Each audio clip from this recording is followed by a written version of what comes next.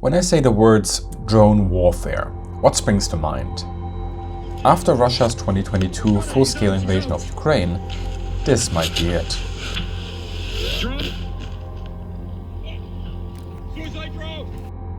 But I reckon that these pictures here still linger. This was Bayraktar TB-2 delivering precision-guided munitions in Nagorno-Karabakh and Ukraine. Bayraktar. It took social media by storm in 2020. It then allegedly saved Ukraine in 2022. Kill lists were made. Songs were written. An icon was born. Yet, where is Bayraktar now? This is a breakdown of the popular rise, hype, and fall of Bayraktar, and why, even though there is no news, Bayraktar and systems like it are not yet finished in the world of air power.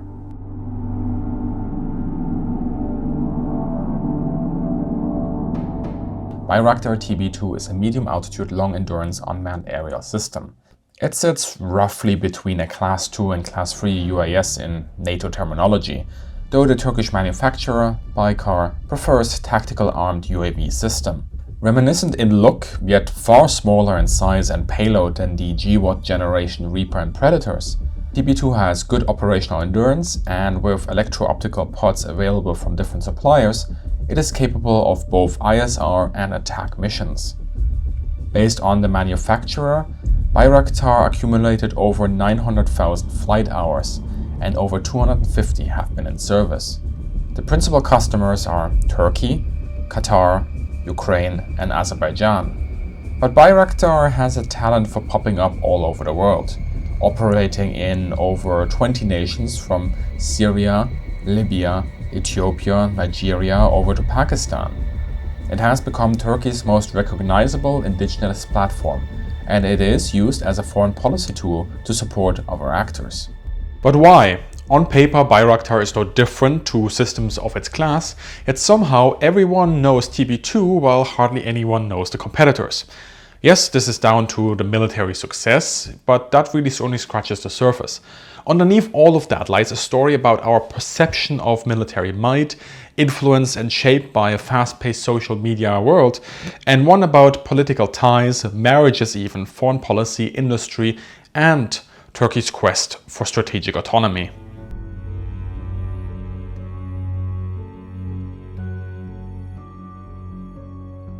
Nagorno-Karabakh, Ukraine. Two very different places. Two very different adversaries. Two very different wars, yet one single drone. Bayraktar. When Azerbaijan and Armenia clashed over the Nagorno-Karabakh region in 2020, TB-2 was thrust into the limelight, attacking Armenian positions with seeming impunity. Armenian air defense, electronic warfare, and countermeasures appeared unable to stop the onslaught. Spectacular images were quickly shared, showcasing the TB-2 hut that is so familiar now. I'm sure many of you saw this footage. In fact, let me know in the comments what your first exposure to Bayraktar was. Supplied with such ample, yet of course curated video material by Azerbaijan, the hype train was born. In Baku, Azerbaijan's capital, drone strikes were even shown on billboards. Journalists, online pundits, bloggers, and commentators, many commented on the supposed ease of modern drone warfare. And at the end of the conflict, Azerbaijan celebrated TB-2 during its parade. With these images still in our minds, Russia then launched the full-scale invasion of Ukraine in 2022. As narrow as the margins were in those first days, Ukraine's steadfast defense inspired many around the world, and was supported by a steady supply of TB-2 combat footage. Again, Bayraktar. Again in the thick of it. Again striking targets with apparent impunity. Again a single drone now humbling a giant.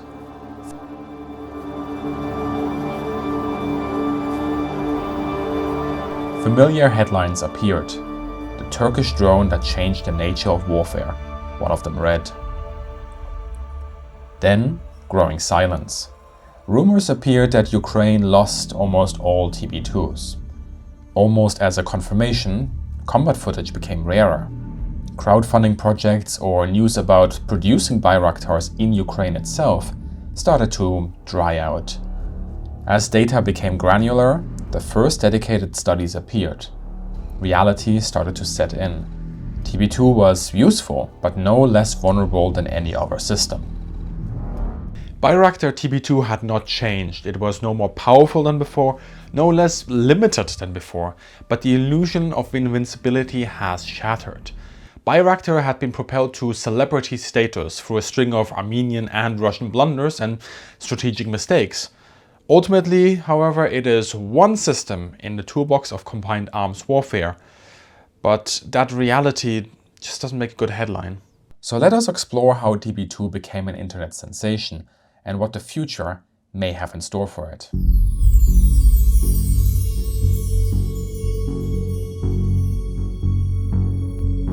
Let's start in Bayraktar's home, Turkey.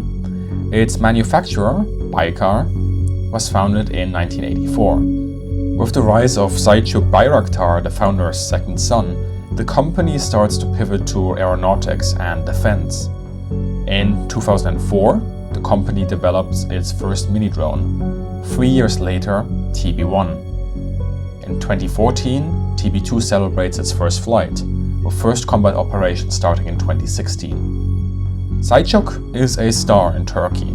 He has a patriotic social media following, and with Baykar, leverages the growing ambition of Turkey, self-sufficiency and decreased reliance on international partners.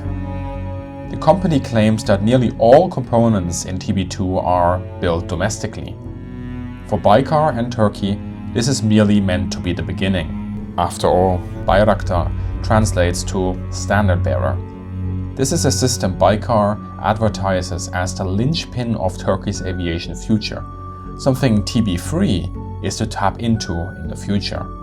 Even complex systems like the standard underslung electro-optical pod can be homemade after foreign governments like Canada started to ban exports to Turkey.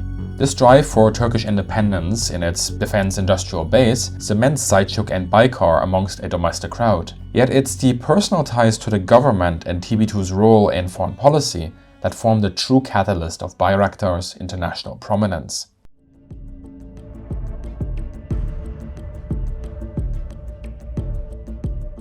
(1974) Turkey occupies northern Cyprus. As a result, United States imposes a 3-year arms embargo on Turkey. This is often considered a starting point for Turkey's gradual shift towards strategic autonomy and the development of an indigenous arms industry, as Turkey considers itself at risk of not being able to tap into Western arms markets. Turkey is a NATO member, yes, but the relationship with its allies is not an easy one. Distrust has grown over the years, exemplified by a near-decade-long clash over missile defense. Political decisions like the US F-35 versus Russian S-400 deal, they highlight that complexity, the distrust and the contradiction between the allies. Under President Erdogan, Turkey presents itself as an alternative partner to the world, especially smaller states. Turkey says that it is neither Western, but also not part of the Russian, Indian or Chinese sphere of influence. And this alternative is appealing to small states that don't want to align themselves too closely with one of the big players. But what does this have to do with Bayraktar? Well, in Baykar, Turkey found the ideal company to bear the standard of the indigenous arms industry. With TB2, Turkey found a valuable bargaining chip for export, and in Selçuk, Erdogan found a son-in-law. Selçuk married one of Erdogan's daughters in 2016, further cementing his ties to the government. As you put all the chips on the table, it is clear that for Turkey, TB2 is more than just money. It's a geopolitical asset that it uses to gain influence in smaller nations, gathering political or economic concessions, and thereby shifting the balance of power in its favor. But for this to work, Bayraktar has to be a success.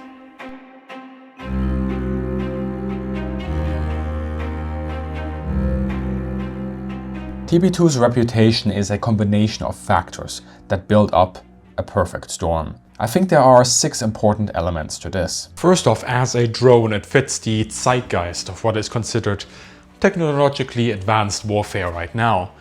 Now, drone technology is nothing new, but that's not obvious to casual observers.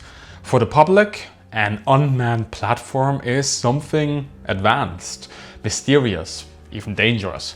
I'm sure you had conversation like that with friends or relatives where you picked up on that. Second, the initial use against the Kurds in 2016 gave TB2 an early label of being what we call combat proven compared to other systems. This and other operations informed TB2's tactics and technology, helping it to start countering electronic warfare and air defense. And such experience is valuable then to customers. Again, usually these are going to be smaller states with neighborhood or internal conflicts. Then as the years progressed, TB2 fought against Russian air defense systems a few times, for example in Libya. But you can find, of course, these across the world. That's just a Cold War legacy, and they tend to be cheaper and come with fewer export restrictions than Western systems, and that's why a lot of small nations have them. And this added to TB2's reputation of being able to secure the sky from its users because it was seen destroying such systems. Of course, military success was never just TB2 alone, but Bayraktar gets the only real public credit. When confronted with these images, but none of the context, it's easy to impress. And this hype might not sway decision makers, but tied to the previous points, its combat record might. And Bayraktar also fits Turkey's strategy of creating a so-called third way market. Countries that don't have the funds or time to run the gauntlet of Western export restrictions and don't want to turn to Russia or China in fear of geopolitical alignment, they might find in Turkey a very willing salesman. Finally, the price tag of TB2 stands at a reported off-the-shelf figure of $5 million, $9 million if you add all the ground control stations and data terminals to generators and trailers, modules and all that stuff that you need. For smaller states with territorial disputes or domestic insurgencies, that's a manageable price tag translating into some permanence in the air littoral. Without the buzzwords, that basically means that you have a long endurance reconnaissance platform with some strike capability operating between sort of the land war and the high cost, highly complex fast jet environment. In a conflict where one side has TB2 and the other one has no practical or no working air defense, a well-managed drone force will punch far above its weight. So when we add up all these elements, our current perception of war being very drone focused, the combat record, the non-alignment nature of Turkey, the price tag, we really see why Bayraktar proliferated.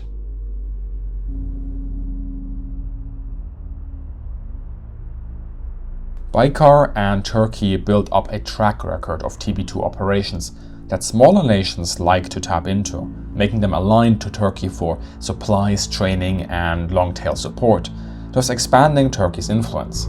And these TB2 operations have attracted considerable interest, yet the operational context reveals that Bayraktar is as reliant on good tactics and planning as any other weapon system. Let us take the example of operations in Libya, Nagorno-Karabakh and Ukraine, after a brief excursion to today's sources. As always, sources to this video are in the description, but I want to highlight some recent releases that will tickle your interests.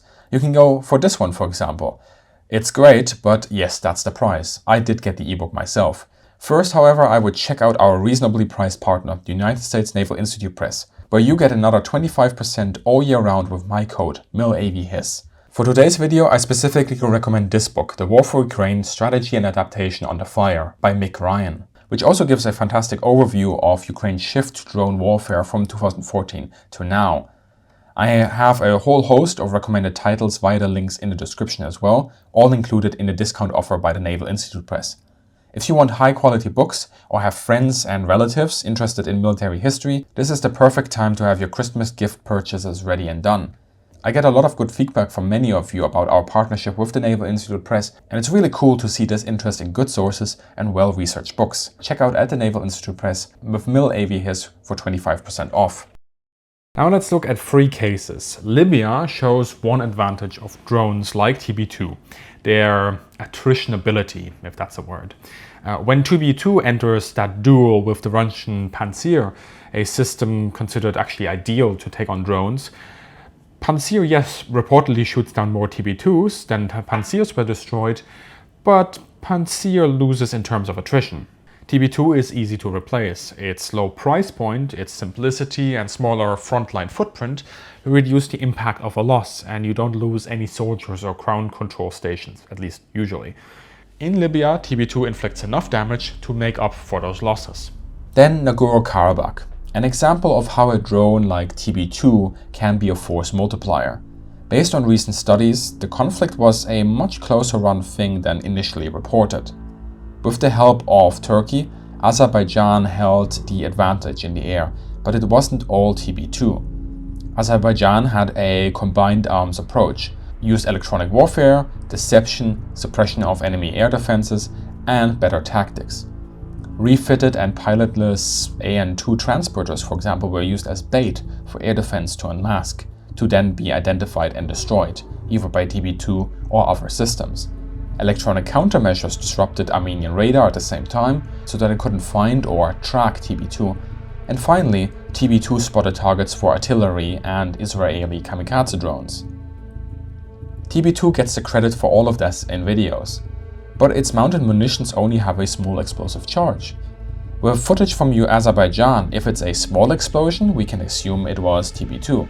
If it's a big one, especially against armored targets, that's a kamikaze drone. It's this combined arms approach that worked well, especially as Armenia made strategic and tactical mistakes, coupled with ambivalence by its main ally in the region, Russia. But these elements are hard to visualize, so all we saw was TB2. And as a result, in the words of one expert, Nagorno-Karabakh is a shopping window for TB2. Finally, Ukraine. Nominally, TB2 should not survive against Russian air defense and electronic warfare. Yet it inflicted very visual losses. TB2 exploits that Russian operational and tactical blunder at the start of the war. The losses we saw is what happens when a disorganized, poorly coordinated ground force with very little deconfliction between its own air defense and its own air force meets a strike drone in the middle. But we no longer see this sort of footage. Russia has repostured. TB2 can still be useful and in the right conditions, yes, may produce similar footage again. But as one Ukrainian commander commented, against a properly managed air defense, open quote, it is hard to find situations where to use them, end quote. This shows that at some point mounting losses do put a stop to the employment of cheaper systems when they do not deliver the intended result.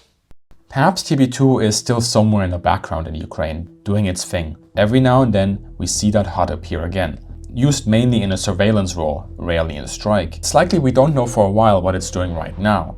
Some of you may disagree with me on this, but I think we know far less about this conflict than we think we do, given even the so-called daily updates found on YouTube. The unsatisfying reality is that these updates provide an illusion of knowledge. We think we know what is going on, but it's often overturned once we have actual verified data and reliable studies, and those tend to take time, often lagging by 6 to 12 months, as various examples, like the most recent analysis of the first 7 days of the war, have shown. All 3 examples show that TB2 and similar systems have their use and their limit. Bayraktar is the phase of an evolution, not a revolution in warfare. There is a future for systems like Bayraktar, relatively cheap and compact, long-endurance platforms that provide surveillance and reconnaissance data, and that can be used to inflict targeted losses on the adversary. As always here, the sword, the offensive weapon, had that head start, catching its adversary, the shield, off guard. But as always, the shield adapts.